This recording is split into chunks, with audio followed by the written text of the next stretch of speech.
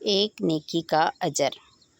ایک واقعہ جس کا خلاصہ یہ ہے کہ بنی اسرائیل میں ایک شخص تھا۔ جب اس کا انتقال ہوا تو فرشتہ نے اس سے کہا، کیا تو نے کوئی نیکی کا عمل کیا ہے؟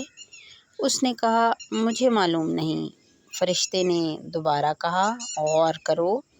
اس شخص نے کہا، مجھے معلوم نہیں، سوائے اس کے کہ میں لوگوں سے لین دین کرتا تھا اور میں لوگوں سے کاروبار کرتا تھا۔ جو شخص مجھے آسانی سے پیسے دے دیتا تو میں اسے قبول کر لیتا، اور جو شخص مجھے آسانی سے نہ دے سکتا اسے میں معاف کر دیتا تھا۔ اللہ تعالیٰ نے اس شخص کو اس عمل پر جنت میں داخل کر دیا۔